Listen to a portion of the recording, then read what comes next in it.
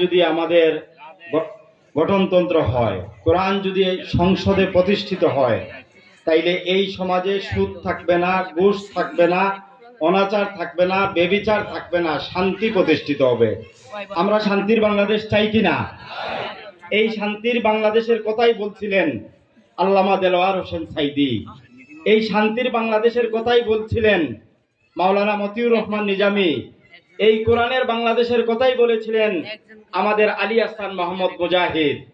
সেই ভাইদেরকে শহীদ করা হয়েছে, ঠিক কিনা? সেই শহীদদের বদলা নিতে হবে। কোরআনের রাজ কায়েমের মধ্য দিয়ে আমরা যদি কোরআনকে প্রতিষ্ঠিত করতে পারি, তাহলে আমাদের দুঃখ দুর্দশা কোনো কিছুই থাকবে না। আমরা কোরআনকে সংবিধান হিসেবে বুকে নিয়ে বাঁচতে চাই। এই কোরআনকে সংবিধান হিসেবে বেছে নিয়ে আমরা মরতে চাই। যেই কোরআন আমাদের ইহকালীন শান্তি এবং পরকালীন মুক্তি দিবে, সেই কোরআনের সাথে আমরা থাকতে চাই কিনা? সম্মানিত উপস্থিতি, এ পর্যায়ে শুভেচ্ছা বক্তব্য নিয়ে আসার জন্য আমি আহ্বান করছি বাংলাদেশ পেশাজীবী পরিষদের টুকের বাজার ইউনিটের সম্মানিত বায়তুল মাল সেক্রেটারি, আমাদের ইউপি সচিব জনাব মনিরুল ইসলাম।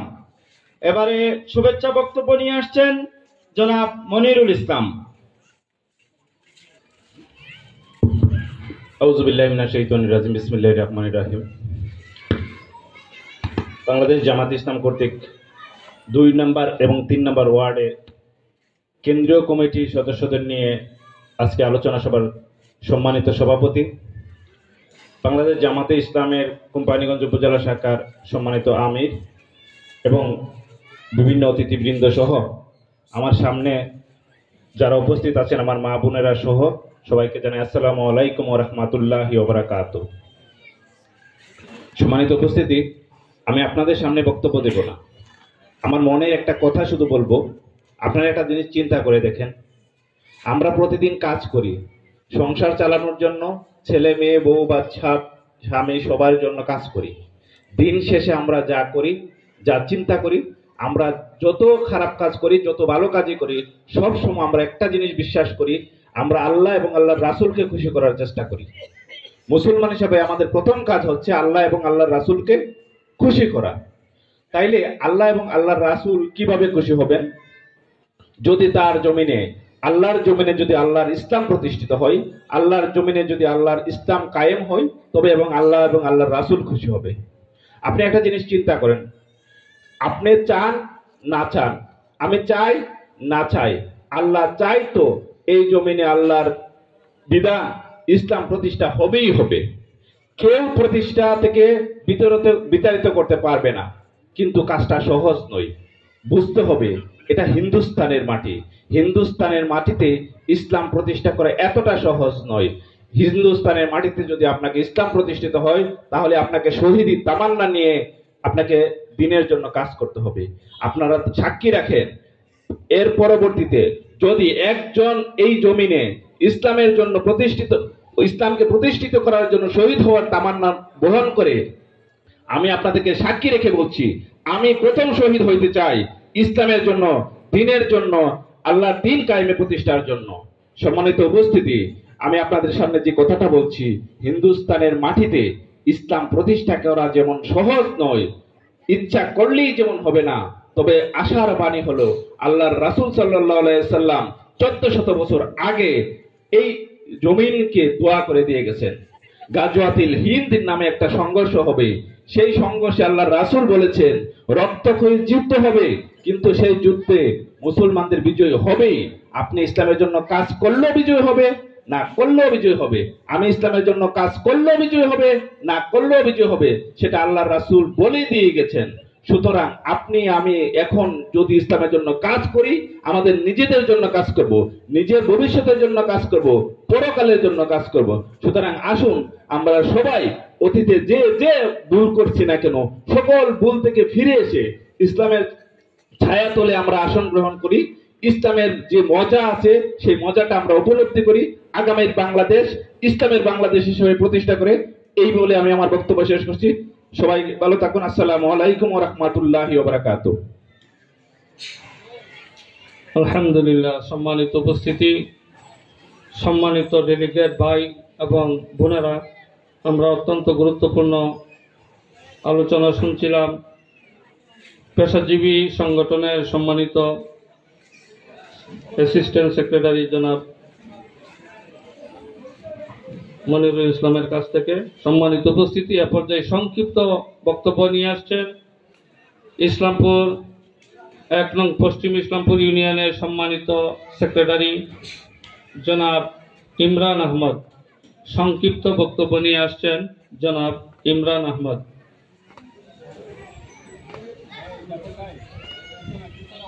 আলহামদুলিল্লাহ ওয়া কাফা ওয়া সালামুন আলা ইবাদিহিল্লাযীনা ইসতাফা, আম্মা বাদ, ফাআউযু বিল্লাহি মিনাশ শাইতানির রাজীম। বিসমিল্লাহির রহমানির রহিম। বাংলাদেশ জামাতে ইসলামী কর্তৃক আয়োজিত আজকের সেন্টার কমিটি সদস্য সম্মেলনে উপস্থিত বাংলাদেশ জামাতে ইসলামী কোম্পানিগঞ্জ থানার সম্মানিত আমির হযরত মাওলানা ফয়জুর রহমান সাহেব, উপস্থিত আমার প্রাণের সংগঠন বাংলাদেশ জামাতে ইসলামীর কর্মী ভাইরা, আসসালামু আলাইকুম ওয়া রাহমাতুল্লাহি ওয়া বারাকাতুহু। মহান রব্বুল আলামিন আমাদেরকে এই মহতি একটি সম্মেলনে আসার, বসার এবং কথা বলার তৌফিক দান করেছেন। সেই জন্য সেই মহান মনিবের দরবারে শুকরিয়া জ্ঞাপন করে সকলে বলি আলহামদুলিল্লাহ। সম্মানিত উপস্থিতি, আমি আপনাদেরকে ছোট্ট একটি মেসেজ দিয়ে আমার বক্তব্য শেষ করছি। সেটি হলো, বাংলাদেশ জামাতে ইসলামী বাংলাদেশে মুসলমানদের দিন প্রতিষ্ঠার জন্য, ইসলাম প্রতিষ্ঠার জন্য কাজ করছে। বাংলাদেশের জনগণের ন্যায় এবং ইনসাফের বিচার কায়েমের জন্য কাজ করছে। বাংলাদেশ জামাতে ইসলামী বাংলাদেশের মানুষের বাক স্বাধীনতার জন্য কাজ করছে। আপনারা কি সেই কাজটুকু সংসদে গিয়ে করার জন্য একটি সুযোগ দান করবেন না ইনশাআল্লাহ? বাংলাদেশ জামাতে ইসলামীকে যদি আপনারা ভোট দেন, বাংলাদেশ জামাতে ইসলামী সংসদে গিয়ে আল্লাহর দ্বীন প্রতিষ্ঠার জন্য কাজ করবে। বাংলাদেশ জামাতে ইসলামী সংসদে গিয়ে মানুষকে 5 ওয়াক্ত নামাজ পড়ার জন্য তাগিদ দিবে, মানুষকে ন্যায় এবং ইনসাফ প্রতিষ্ঠার জন্য কাজ করবে। সেই কাজটুকু আপনারা করার জন্য তৌফিক দিবেন, সেই উদারত বা আহ্বান জানিয়ে আমি আমার বক্তব্য এখানে শেষ করছি। আসসালামু আলাইকুম ওয়া রাহমাতুল্লাহি ওয়া বারাকাতুহু। সম্মানিত ডেলিগেট ভাইয়েরা, এ পর্যায়ে আপনাদের সামনে অত্যন্ত গুরুত্বপূর্ণ আলোচনা নিয়ে আসছেন বাংলাদেশ জামাত ইসলামী কোম্পানিগঞ্জ উপজেলা শাখার মজলুম জননেতা, সংগ্রামী আমির জনাব মাওলানা ফয়জুর রহমান। এখন মূল্যবান বক্তব্য নিয়ে আসছেন কোম্পানিগঞ্জ উপজেলা শাখার সংগ্রামী আমির জনাব মাওলানা ফয়জুর রহমান।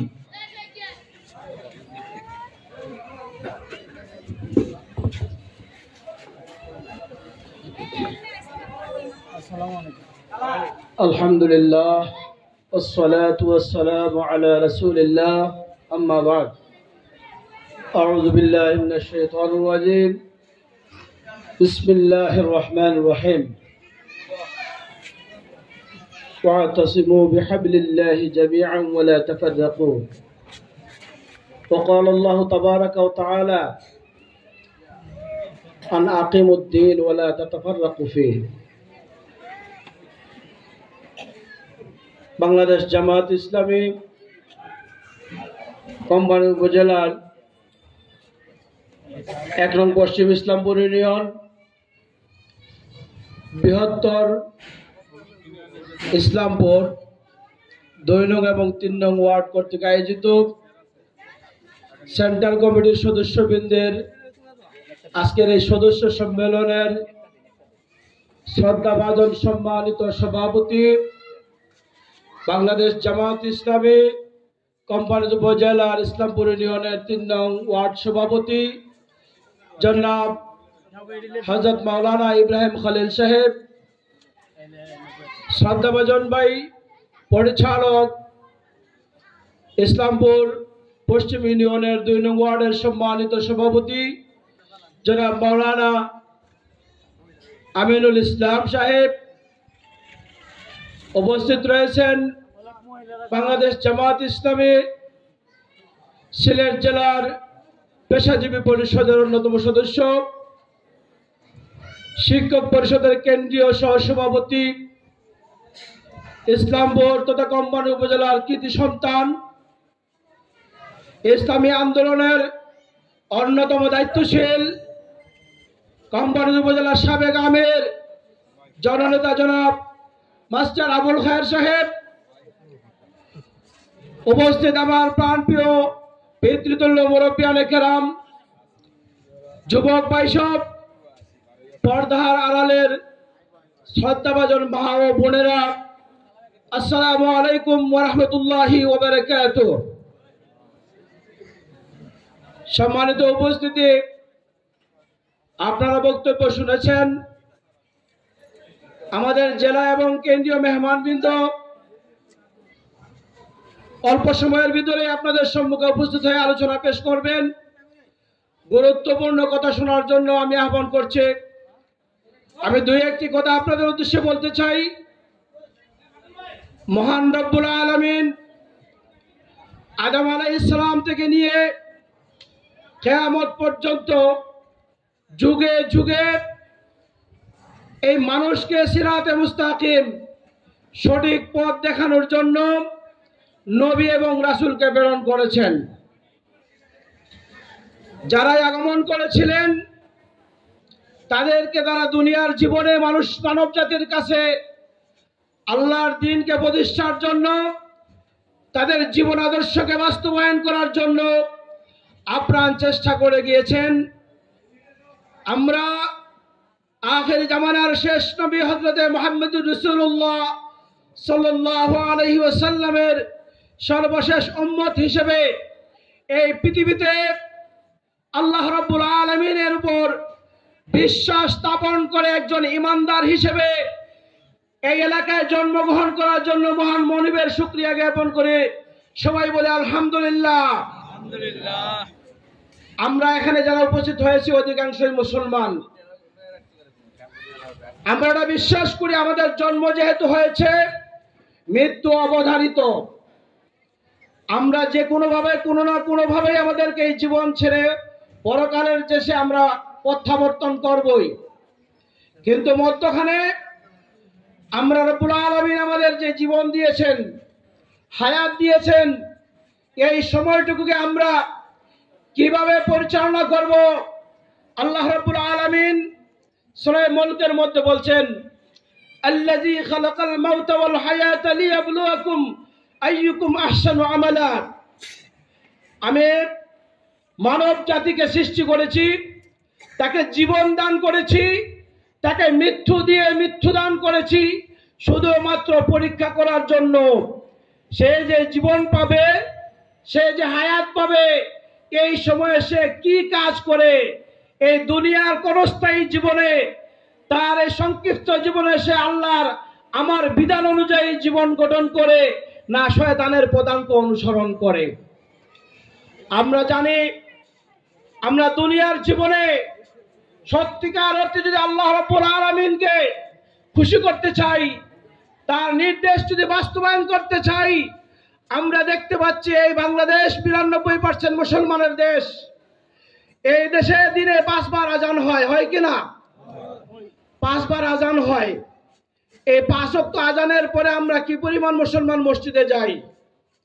আমরা কার আল্লাহ রাব্বুল আলামিনের ডাক শুনে কতজন মুসলমান আল্লাহর ডাকে সাড়া দিয়ে যায় সেটা পরীক্ষা করা হবে। আকিমুস সালাতের মাধ্যমে আল্লাহ রাব্বুল আলামিন মানব জাতির জন্য নামাজকে ফরজ করে দিয়েছেন। কুতিবা আলাইকুমুস সিয়ামের মাধ্যমে মানুষের উপরে রোজাকে ফরজ করে দিয়েছেন। রব্বুল আলামিন ধন সম্পদশালীদের জন্য যাকাতকে ফরজ করে দিয়েছেন। বিত্তশালীদের জন্য আল্লাহ রাব্বুল আলামিন হজকে ফরজ করে দিয়েছেন। আরেকটি ফরজ হলো আন আকিমুদ্দিন ওয়ালা তাতাফাররাকু ফিহি। তোমরা এই দুনিয়ার জীবনে সকল ইমানদারকে ঐক্যবদ্ধভাবে আল্লাহর দ্বীনকে প্রতিষ্ঠা করা সবার উপরে ফরজ আইন। আমরা সেটাকে জানি। আমরা নামাজ পড়ি, হজ করি, যাকাত দেই, আমরা ইসলামের অনেকগুলো কাজ করে মনে করি আমরা সীমাবদ্ধ জীবন যাপন করছি, আমরা আল্লাহকে সন্তুষ্ট করতে পারবো না। আল্লাহ রাব্বুল আলামিনকে সন্তুষ্ট করার সর্বোচ্চ পথ হচ্ছে শাহাদাত। আমরা যদি নিজের জীবনকে উৎসর্গ করে এই জমিনে মাথার ঘামকে পায়ে ফেলে রক্ত দিয়ে অর্থ সম্পদ বিলিয়ে দিয়ে যদি আমরা এই জমিনে রাসূলের আদর্শকে বাস্তবায়ন করতে পারি, তাটাই হচ্ছে আমাদের সর্বোচ্চ নজরানা আল্লাহ রাব্বুল আলামিনের সন্তুষ্টির জন্য। আমরা জানি প্রতি শুক্রবারে উলামায়ে কেরামদের ওয়াজ শুনে থাকি। আল্লাহর রাসূল সাল্লাল্লাহু আলাইহি সাল্লাম যখন নবুয়ত পাওয়ার পরে দাওয়াতের মিশন চালু করেছিলেন, সেই দাওয়াতের মিশনে কিছু আধিপত্যবাদীরা রাসূল সাল্লাল্লাহু আলাইহি সাল্লামকে বাধা দিয়েছিল কিনা? তারা জানতো যে মুহাম্মদ সাল্লাল্লাহু আলাইহি সাল্লাম যে দাওয়াত দিচ্ছেন, সেই দাওয়াতে যদি এই সমাজের মানুষ ধর্ম গ্রহণ করে ফেলে, শান্তি প্রতিষ্ঠিত হয়ে যায়, তাহলে আমাদের এই তক্তা তুষার আমাদের এখানে আর দিকে থাকবে না, আমাদের আধিপত্য এখানে থাকবে না, আমাদের নেতৃত্ব এখানে থাকবে না, শয়তানের সর্দারি এখানে থাকবে না। এই জন্য তারা রাসূল সাল্লাল্লাহু আলাইহি সাল্লামকে সর্বশেষ পর্যন্ত দুনিয়া থেকে বিতরণ করার জন্য চক্রান্ত ষড়যন্ত্র করেছিল। সেই যুগ থেকে আজকে ১৫০০ বছর পর্যন্ত আমরা যারা ইমানদার মুসলমান, আমরা রাসূলের আদর্শকে বাস্তবায়ন করতে চাই, আল্লাহর বিধানকে জমিনে বাস্তবায়ন করতে চাই, তাদেরকে দাওয়াতের মিশন যুগে যুগে সময়ে সময়ে আপনার আমার মতো মুসলমানরা সেই দাওয়াতে বাধাগ্রস্ত করেছে। আমরা বিগত দিনে দেখেছি, আমরা এই বাংলাদেশে কোরআনের রাজকে প্রতিষ্ঠার জন্য যে দাওয়াত দিয়ে গিয়েছিলাম, সেই দাওয়াতকে স্তব্ধ করে দেওয়ার জন্য সেই স্বৈরাচার সরকার এমন কোন ষড়যন্ত্র বাদ দেয়নি, যা শেষ পর্যন্ত 11 জন নেতৃবৃন্দকে ফাঁসির কাস্টে ঝুলিয়েছিল। আমরা আজ পর্যন্ত দমিয়ে যাইনি। ইসলাম যতদিন থাকবে কিয়ামত পর্যন্ত, আগামী দিনে যদি যত বড় স্বৈরাচার আসুক না কেন, যত ধরনের ফেরাউন নমরুদ আসে না কেন, ইনশাআল্লাহ আমাদেরকে দমিয়ে রাখতে পারবে না। আমরা চাই এই সমাজে ন্যায় এবং ইনসাফের সমাজ প্রতিষ্ঠা করতে চাই, আমরা রাসূলের আদর্শ বাস্তবায়ন করতে চাই, আমরা এই সমাজকে দুর্নীতি মুক্ত করতে চাই, আমরা এই সমাজে সন্ত্রাস মুক্ত করতে চাই, আমরা এই সমাজ থেকে যত ধরনের অপকর্ম আছে দূরীভূত করতে চাই ইনশাআল্লাহ। এই জন্য আপনারা দেখতে পেয়েছেন সর্বশেষ স্বৈরাচার শেখ হাসিনা আমাদেরকে 4 দিন আগেও নিষিদ্ধ ঘোষণা করে পার পারতে পারেনি এখান থেকে।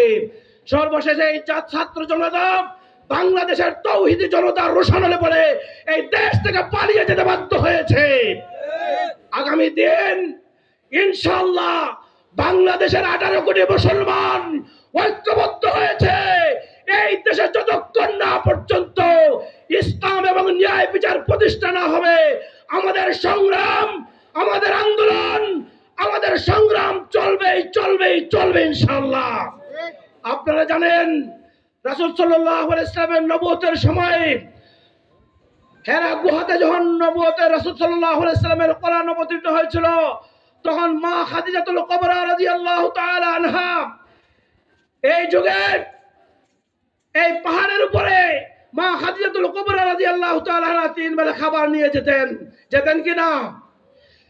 ইসলামের প্রথম যুগে যে মহিলা ইসলামকে প্রতিষ্ঠার জন্য ত্যাগ স্বীকার করেছিলেন, সময় দিয়েছিলেন, কোরবানি করেছিলেন, তখনকার মক্কা নগরীদের সর্বোত্তম সর্বশ্রেষ্ঠ দৌলত্য মহিলা ছিলেন মা খাদিজাতুল কুবরা রাদিয়াল্লাহু তাআলা আনহা, যার অর্থ সম্পদকে আল্লাহর এই দ্বীনকে নবুয়তকে বাস্তবায়ন করার জন্য সমস্ত সম্পদ উৎসর্গ করা হয়েছিল। সেই সম্পদকে আল্লাহ রাসূল সাল্লাল্লাহু আলাইহি ওয়াসাল্লাম বিলিয়ে দিয়ে এই তোদা মক্কা নগরীতে একবার ইসলাম প্রতিষ্ঠিত হয়েছিল কিনা আমরা জানতে পারি। রাসূল সাল্লাল্লাহু আলাইহি ওয়াসাল্লাম অর্ধ পৃথিবীতে ইসলামকে প্রতিষ্ঠিত করে এই দেশে শান্তি প্রতিষ্ঠার জন্য যে ভূমিকা রেখেছিলেন তা আজও পর্যন্ত নয়, কিয়ামত পর্যন্ত অব্যাহত থাকবে ইনশাআল্লাহ। যতদিন পর্যন্ত এই জমিনে একজন মুসলমান জীবিত থাকবে। আমরা চাই মা খাদিজাতুল কুবরা রাদিয়াল্লাহু তাআলা আনহার মতো, মা আয়েশা সিদ্দিকা রাদিয়াল্লাহু তাআলা আনহার মতো, ফাতিমাতুজ জোহরা রাদিয়াল্লাহু তাআলা আনহার মতো আজকের এই যুগের মা বোনদেরকেও ইসলামের জন্য ত্যাগ স্বীকার করতে হবে, ইসলামের জন্য কোরবানি করতে হবে। আমাদের এই মাতৃভূমি, আমাদের এই সেই প্রিয় মাতৃভূমি বাংলাদেশের জন্য মাদের অগ্রণী ভূমিকা পালন করতে হবে। আজকে যারা উপস্থিত হয়েছেন আমাদের শ্রদ্ধাভাজন মা ও বোনেরা, আমরা জানিয়ে দিতে চাই, আজকে থেকে আপনার সিদ্ধান্ত নিতে হবে, আমরা ইসলামপুর নয়, টোটাল কোম্পানিগঞ্জের এমন কোন ফ্যামিলির মা বোন দাওয়াতের বাহিরে থাকতে পারবে না। আমরা সবাইকে আজ থেকে প্রতিটি মা ও বোনের কাছে ইসলামের দাওয়াতটুকু পৌঁছে দিতে হবে। আমরা কি রাজি আছি? আমরা পুরুষ যারা আছে, আমরা আমাদের মা বোনদেরকে সময় বের করে দেব দাওয়াতের জন্য। আমরা পুরুষকে দাওয়াতের কাজ করে জান্নাতে যেতে চাই, চাই কিনা? আমরা আগামী দিনে বাংলাদেশে শান্তি প্রতিষ্ঠার জন্য হাজারো রক্ত শহীদের বিনিময়ে আমাদের এই যে মাতৃভূমি বাংলাদেশকে মুক্ত করেছি স্বৈরাচার থেকে, আমরা আগামী দিনকে বিজয়ী করার জন্য, শান্তিপ্রিয় একটি দেশ গঠন করার জন্য, সুশাসন প্রতিষ্ঠার জন্য, ন্যায় এবং ইনসাফের প্রতিষ্ঠার জন্য আমরা আজও থেকে সিদ্ধান্ত নিতে পারবো কিনা পুরুষরা, যে আমরা এখন আর ঘরে বসে থাকবো না। আগামী 2026 ফেব্রুয়ারিতে যে জাতীয় সংসদ নির্বাচন আসছে, সেটা হচ্ছে বাংলাদেশের একটি যুদ্ধ। সেই যুদ্ধে আমাদেরকে বিজয় অর্জন করতে হবে। আমরা পারবো? আমরা সেই যুদ্ধে বিজয় অর্জন করতে হবে। রাসূল সাল্লাল্লাহু আলাইহি ওয়াসাল্লামের যুদ্ধ ছিল তরবারি, ঢাল তরবারি দিয়ে। আজকের এই ডিজিটাল বাংলাদেশের যুদ্ধ হচ্ছে মাইন্ডেড নিয়ে। আমাদের অস্ত্র নিয়ে আমরা যুদ্ধ করতে চাই না, আমরা যুদ্ধ করতে চাই দাওয়াতের মিশনের মাধ্যমে। আমরা মানুষকে বুঝিয়ে সুঝিয়ে ইসলামের পক্ষে নিয়ে আসব। সেই পক্ষের মাধ্যমে আমরা মতামতের ভিত্তিতে এই সমাজকে কোরআনের রাজ প্রতিষ্ঠা করার চেষ্টা করব ইনশাআল্লাহ। আমরা যদি আজকে থেকে সিদ্ধান্ত নেই এই দেশে চুরি, ডাকাতি, রাহাজানি, দুর্নীতি, অত্যাচার, অনাচার, জুলুম, নির্যাতন, এই দেশকে যদি সকল পাপাচার থেকে মুক্ত করতে হয়, তাহলে এই দেশে আমাদেরকে সৎ লোকের শাসন এবং আল্লাহর আইন বাস্তবায়ন করতে হবে। সৎ লোকের শাসন করার জন্য বাংলাদেশ জামাত ইসলামে এই বাংলাদেশে বারবার পরীক্ষায় উত্তীর্ণ হয়েছে। আপনারা জানেন 2001 সালের নির্বাচনে বাংলাদেশে জামাত ইসলামের 2 জন মন্ত্রী 3টা মন্ত্রিত্ব বিভাগের দায়িত্ব পালন করেছিলেন, মতিউর রহমান নিজামী এবং আলী আহসান মুজাহিদ। আমি একটি ঘটনা না বললেই নয়। আল্লামা মতিউর রহমান নিজামী রহমতুল্লাহ আলাইহির কাছে সাংবাদিক প্রশ্ন করেছিল যে, স্যার, প্রতিজন মন্ত্রীর বাড়িতে থাকে 1টি করে গাড়ি, আর আপনার বাড়িতে থাকে 3টা গাড়ি, আপনি 3টি গাড়ি কিভাবে ব্যবহার করেন? মতিউর রহমান নিজামী জবাব দিয়েছিলেন, ভাই, আমি 3টা গাড়ি ব্যবহার করি, সেই 3টা কিন্তু 3টাই আমার নয়। প্রথমটি হচ্ছে আমার একটি গাড়ি, আমি সরকারের জনগণের দায়িত্ব পালন করার জন্য সরকার আমাকে একটি গাড়ি দিয়েছে। আমি যত সময় সরকারি কাজে বাইর হই তখন আমি ওই সরকারি গাড়িটা ব্যবহার করে থাকি।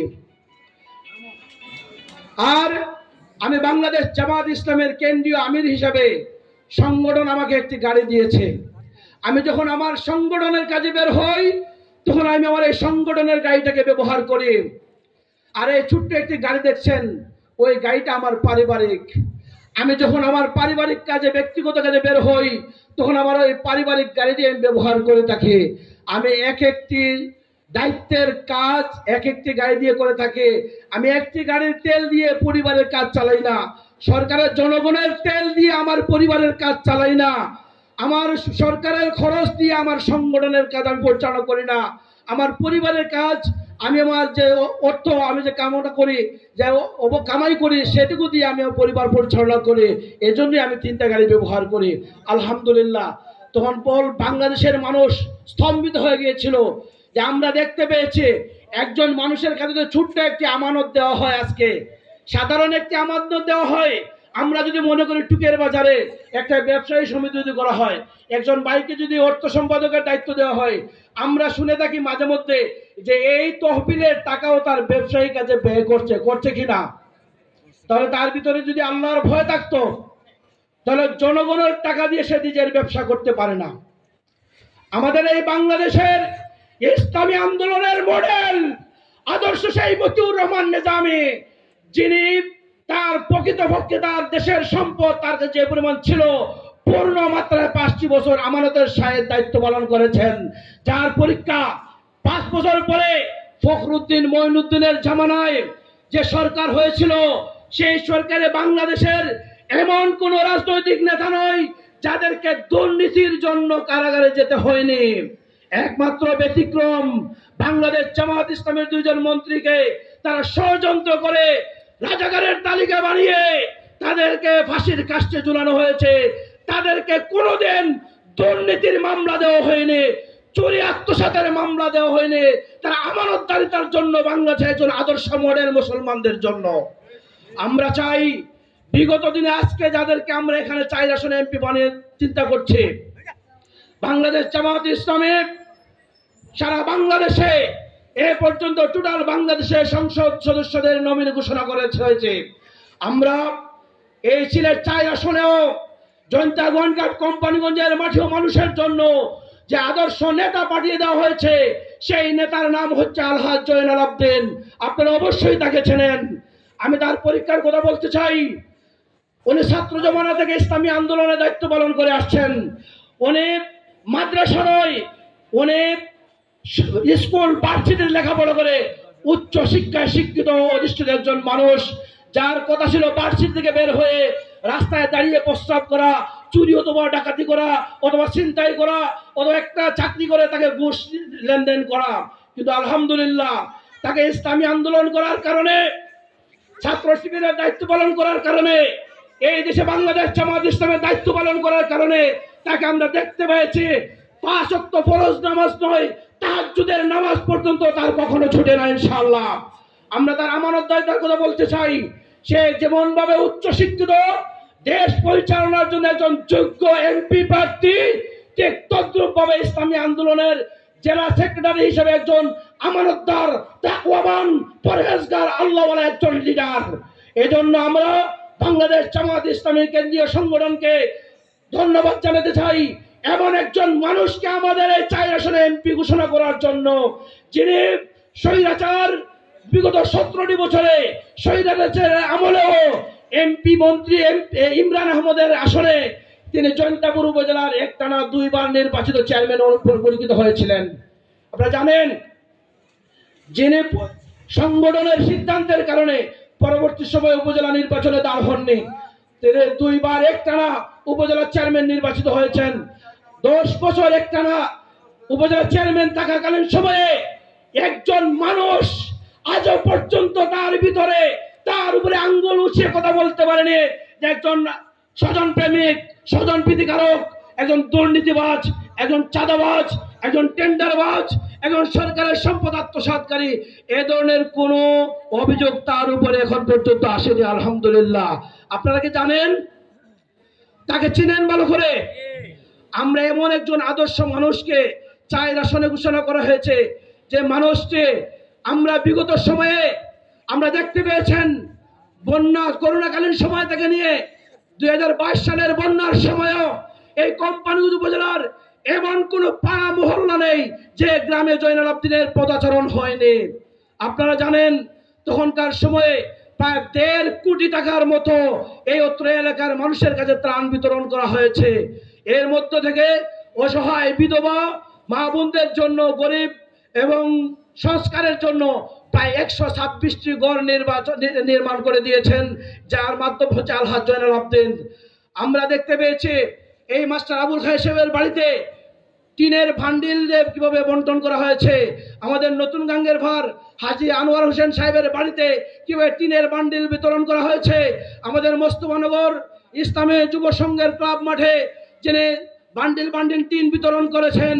আমরা এই থানাবাজারে লাশখাল থেকে শত শত মানুষের কাছে টিন বিতরণ করা হয়েছে, যার অবদান হচ্ছে বাংলাদেশ জামায়াত ইসলামী সিলেট জেলার সংগ্রামী সেক্রেটারি 4 আসনের সংসদ সদস্য পদপ্রার্থী আলহাজ জয়নাল আবদিনের অবদান।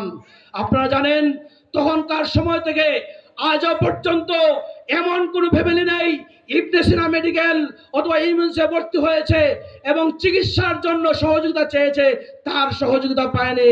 আমরা প্রতিদিন কোনো না কোনো মানুষের চিকিৎসার ব্যয়ভার আলহাজ জয়নাল গ্রহণ করে নিয়েছেন। আজও পর্যন্ত দুঃখে সুখে আপনারা গর্ব করতে পারেন। আমরা যখন এই 2024-এর 5 আগস্টের পরে বাংলাদেশের ঐতিহ্যবাহী কোম্পানি উপজেলা পাথর শ্রমিক অধ্যুষিত এলাকা, সেই এলাকার মানুষ, খেটে খাওয়া মানুষ বেকার জীবনযাপন করছিল, অর্ধাহারে অনাহারে জীবনযাপন করছিল। তখনকার সময়ে এই আলহাজ জয়নাল আবদিন সাহেব 5 আগস্টের পরে বিনা ঘোষণায় এই এলাকার মানুষ পাথর কোয়ারিকে সচল করেছিল, জীবনযাপন করতে পেরেছিল। কিন্তু একটি ষড়যন্ত্রের ফাঁদে পড়ে বাংলাদেশ যখন স্বৈরাচার শেখ হাসিনা আমল থেকে ভারত যেভাবে ষড়যন্ত্র করে আসছিল, ঠিক তদ্রূপ ভাবে তাদের এই ষড়যন্ত্র এখন পর্যন্ত অব্যাহত রয়েছে। সেই ষড়যন্ত্রের ফাঁদে আমরা দেখতে পেয়েছি আমাদের বেলা নামক একজন মহিলা আমাদের কর্মসংস্থানকে কেড়ে নিয়েছে। এই বেলা নামক মহিলা আমাদের এই কোম্পানিগঞ্জের 5 লক্ষ মানুষ নয়, টোটাল বাংলাদেশের এমন কোন জেলা নেই যে জেলা থেকে আমাদের কোম্পানিগঞ্জের শ্রমিকরা এখানে কাজ করে না। আমরা এটা জানি 64টি জেলা থেকে মানুষ এই কোম্পানিগঞ্জ এবং বোলাগঞ্জে পাথর কোয়ারিতে শ্রমিকের কাজ করে যায় এবং ব্যবসা বাণিজ্য পরিচালনা করছে। আমরা আজকে দূরভিসন্ধির ফাঁদে পড়ে গেছি। যখনকার সময়ে কোম্পানিগঞ্জের এমন কোন লিডার, এমন কোন নেতা আমরা উচ্চকণ্ঠে আওয়াজ দিয়ে বলতে পাইনি যিনি বলবেন যে আমরা পাথর কোয়ারি সচল চাই। একমাত্র ব্যতিক্রম যার জীবনকে যুদ্ধের ময়দানে ঢেলে দিয়ে ঘোষণা দিয়েছেন উপদেষ্টা, আপনাদের ঘোষণা আমরা মানতে পারি না। আমরা আমাদের জয়ন্তা গোয়েন্দাঘাট কোম্পানিগঞ্জ তথা টোটাল সিলেট বিভাগের সকল পাথর কোয়ারিকে খুলে দিতে হবে। আপনারা জানেন সেই আন্দোলনে অংশগ্রহণ করেছেন, যে অংশগ্রহণ আপনারা নেতৃত্ব দিয়েছেন। আমরা টুকের বাজারে শ্রমিকদের নিয়ে প্রোগ্রাম করেছি, যে এখানে হাজারো হাজারো শ্রমিক জনতা ঘোষণা দিয়েছিল আমরা একজন লিডার চাই, যে লিডারের নেতৃত্বে আমাদের পেটে খাবার দিতে পারে, একজন মানুষ জীবন বাজি রেখে যুদ্ধ সংগ্রাম করে কোম্পানিগঞ্জকে এগিয়ে নিয়ে যাবে। আমরা কোম্পানিগঞ্জের কোন লিডারকে খুঁজে পাইনি। আমরা পেয়েছি দুঃসময়ে আলহাজ জয়নাল আবদিন সাহেবকে। এখন আজকে জোয়ার এসেছে, সেই গণজোয়ার বাংলাদেশের তরুণরা যেদিকে তুফান শুরু করে টর্নেডোর চেয়ে বেশি বয়ে নিয়ে যায়। আমরা বিশ্বাস করি আপামর তৌহিদি জনতার 5 আগস্টের পরে পরিবর্তনের যে হাওয়া তৈরি হয়েছে, সেই হাওয়াকে আমরা গন্তব্যস্থানে পৌঁছানো পর্যন্ত, দাঁড়িপাল্লা প্রতীককে সংসদ ভবনে পাঠানো না পর্যন্ত আমাদের দাওয়াতি অভিযান, আমাদের প্রোগ্রাম, আমাদের আন্দোলন, আমাদের সংগ্রাম চলবে, ইনশাআল্লাহ চলবে। আমরা সেই আন্দোলনে আমরা এই অত্র এলাকার 2 নং এবং 3 নং ওয়ার্ডের সকল গণমানুষকে, যারা সেন্টার কমিটির সদস্যবৃন্দ উপস্থিত হয়েছেন, সবাইকে ঐক্যবদ্ধভাবে ধর্মমতের ঊর্ধ্বে উঠে ধর্ম বর্ণ পরিচয় না দিয়ে আমরা আমাদের এই মাটি এবং মানুষের সন্তানকে আলহাজ জয়নাল আবদিন সাহেবকে দাড়িপাল্লাকে বিজয়ী করে তার হাতকে শক্তিশালী করতে চাই। সবাই হাত তুলে উঠে সাক্ষী দিতে পারেন, হে আল্লাহ আমরা সাক্ষী দিচ্ছি তোমার দিনকে বিজয়ী করার জন্য, রাসূলের আদর্শকে বিজয়ী করার জন্য আমরা সকল মুসলমান তথা ইসলামপুর 2 নং 3 নং ওয়ার্ডের নেতৃবৃন্দ আপামর তৌহিদি জনতা মা বোন ঐক্যবদ্ধ আগামী দিন যেন এই দেশে ন্যায় এবং ইনসাফের প্রতিষ্ঠিত হয় সে আশ্বস্ত করে, সে আশ্বাস রেখে আমি আমার কথা এখানে শেষ করতে চাই। পরিশেষে বলতে চাই, সংগ্রামী সদস্যবৃন্দ, আগামী 2026 সালের ফেব্রুয়ারি মাসে যে জাতীয় সংসদ নির্বাচন হবে, বিগত দিনে আমরা 2-3টা নির্বাচন দেখেছি, আমাদেরকে সেন্টারে যাওয়া লাগেনি, সেন্টারে না গিয়েই নির্বাচন হয়েছে। যেখানে দিনের ভোট দেওয়ার কথা ছিল সেখানে রাতেই ভোট হয়ে গেছে। যেখানে পরের দিন ভোট দেওয়ার কথা ছিল, সেখানে আগের দিনই ভোট দেওয়া হয়ে গেছে। তৃতীয়বারের নির্বাচনে আমরা দেখেছি কোনো দল অংশগ্রহণ করেনি নির্বাচনে, এককভাবে ডামি নির্বাচনের মাধ্যমে তারা ক্ষমতায় গিয়েছিল। তারা এমন দাম্ভিকতা দেখিয়েছিল, তারা পরিষ্কার ঘোষণা করেছিল আমরা 24 আওয়ার্স পর্যন্ত ক্ষমতায় থাকব, আমরা আর কিছু চাই না, পাওয়ার চাই। সেই দাম্ভিক মহিলা, বাংলাদেশের তরুণ ছাত্র সমাজ, তৌহিদি জনতা, তাদের এই দাম্ভিকতাকে, তার এই অহংকারকে মাটির সাথে দোলের সাথে মিশিয়ে দিয়ে এই দেশ থেকে পালিয়ে যেতে বাধ্য করেছে। আমরা চাই আগামী দিন যেন এই বাংলাদেশে সকল সফল দুর্নীতিমুক্ত একটি দেশ, সন্ত্রাস মুক্ত একটি দেশ, চাঁদাবাজ মুক্ত একটি দেশ, সৎ লোকের আদর্শে আল্লাহওয়ালা পরিষ্কার মানুষের নেতৃত্বে এই দেশের সংসদ ভবন পরিচালিত হবে ইনশাআল্লাহ। আমরা চাই সেই যুদ্ধে আমরা একজন সৈনিক হিসেবে মাঠে কাজ করব ইনশাআল্লাহ। আমরা এখন থেকে সৈনিকের ভূমিকা পালন করব দুইটি পদ্ধতিতে। এক নম্বর পদ্ধতি হলো, প্রথম পদ্ধতি হলো আমরা আমার প্রতিবেশী, আমার মা ও বোন, আমার আত্মীয় স্বজন, আমার বন্ধু বান্ধবের কাছে একটাই বলবো, বাবা আমরা অনেক দেখেছি, আমরা লাঙ্গল দেখেছি, লাঙ্গলে আমরা ভোট দিয়ে দেখেছি 9 বছর শাসন করেছে। দানের শীষে ভোট দিয়েছি, 3 বার শাসন করেছেন। এতিমের সম্পদ আত্মসাৎ করে মামলায় তিনি অভিশপ্ত হয়েছেন। আমরা পরবর্তী সময়ে এই দেশে স্বৈরাচারকে দেখেছি 17টি বছর, যারা 21টি বছর এই স্বাধীনতার পরে দেশ শাসন করেছে। সত্যিকার অর্থে স্বাধীনতা যুদ্ধের সময় আমরা যে স্বপ্ন নিয়ে আমাদের পূর্বপুরুষেরা যুদ্ধ সংগ্রাম করেছিলেন যে আমরা এই দেশে বৈষম্যহীন সমাজ গঠন করতে চাই, সেই বৈষম্য দূরীকরণের জন্য তারা যুদ্ধ সংগ্রাম করে শাহাদত বরণ করেছিলেন, রক্ত ঢেলে দিয়েছিলেন। এই দেশকে আমাদের পূর্বপুরুষরা স্বাধীন করেছিলেন। তাদের স্বপ্ন ছিল একটাই, এই দেশ হবে আমাদের একজন ইনসাফ ভিত্তিক সমাজ প্রতিষ্ঠা দেশ, এই দেশ হবে চোর ডাকাত মুক্ত একটি দেশ, এই দেশ হবে চাঁদাবাজ মুক্ত একটি দেশ, এই দেশ হবে স্বৈরাচার মুক্ত একটি দেশ। নাগরিক অধিকার আমরা দলমত ধর্ম বর্ণ নির্বিশেষে আপর তৌহিদি জনতা সমান অধিকার ভোগ করব, সেই স্বপ্ন নিয়ে আমাদের পূর্বপুরুষরা শহীদ হয়ে এই দেশকে স্বাধীন অর্জন করেছিলেন। কিন্তু আমরা দেখলাম কি, যারাই ক্ষমতায় আসছে তারাই পাওয়ারফুল ভাবে ক্ষমতায় চিরস্থায়ী থাকার জন্য বাস্তবায়ন করেছে স্বপ্ন। যারাই ক্ষমতায় এসেছে 5 বছর পরে পরে আমাদের সাধারণ জনগণকে বুঝিয়ে সুজিয়ে ষড়যন্ত্র করে সেন্টারে নিয়ে না নিয়ে আমাদের কাছে সমর্থন না নিয়েই তারা সরকার গঠন করেছে। যার দরুন আমরা বিগত দিনে 30 টাকার পেঁয়াজ 250 টাকায় খেতে হয়েছে, 20 টাকার আলু 150 টাকায় খেতে হয়েছে কিনা? আমরা 80-90 টাকার তেল 250 টাকা লিটার খেতে হয়েছে কিনা? লবণ দুর্নীতি হয়েছে কিনা? লবণ যে লবণ সর্বোচ্চ 30-35 টাকা কেজি, ওই লবণ দুর্নীতি হয়েছিল কিনা? আমাদেরকে দুর্নীতি শেষ পর্যন্ত বালিশ কাণ্ড ঘটানো হয়েছিল। আপনারা জানেন তখনকার ভাইরাল সংবাদ, একটি বালিশ নিচতলা থেকে দোতলায় উঠাতে 8,000 টাকা খরচ হয়েছে, মানে মজুরি। যিনি গাড়ি থেকে একটা বালিশ কাঁধে করে নিয়ে দোতলায় দিয়েছেন তার মজুরি হচ্ছে 8,000 টাকা। আছে ইতিহাসের কোথাও, ওইটাও আমরা দেখেছি বিগত স্বৈরাচারের আমলে। আমরা সত্যিকার অর্থে যে স্বপ্ন নিয়ে দেশকে স্বাধীন করা হয়েছিল, সেই স্বাধীনতা সার্বভৌমত্ব আমরা আজ পর্যন্ত রক্ষা করতে পারিনি। আমরা চাই এই বিপ্লবিক সরকারের মাধ্যমে 18 কোটি মানুষ এখন পরিবর্তনের হাওয়া দেখছে। ছোট নয়, বড় নয়, ছেলে নয়, মেয়ে নয়, মা বোন সহ সবাই একটি স্বপ্ন দেখছে, আমরা পরিবর্তন চাই। যে পরিবর্তনে ইনসাফের প্রতীক দাড়িভাল্লাকে আগামী সংসদ নির্বাচনে বিজয়ী করে ন্যায় এবং ইনসাফের প্রতীক হিসাবে সংসদে ইনসাফ প্রতিষ্ঠার মাধ্যমে একটা শান্তির সমাজ গঠন করতে চাই কিনা?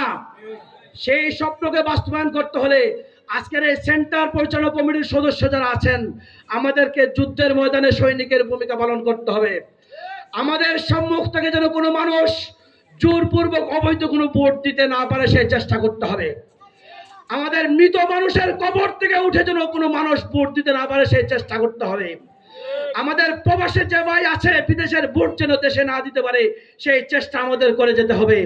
আমরা এখন থেকে যদি আমরা আমাদের সৈনিকের ভূমিকা পালন না করি, বিশ্বাস করুন বিগত 54 বছর যে নির্যাতন নিষ্পেষণ ভোগ করতে হয়েছে, আগামী সংসদ নির্বাচনে যদি দাঁড়িপাল্লার বিজয় না হয়, ন্যায় ইনসাফের দিন যদি প্রতিষ্ঠিত না হয়, আবার পুনরায় অতীতের চেয়ে দ্বিগুণ মাত্রায় স্বৈরাচার তৈরি হবে।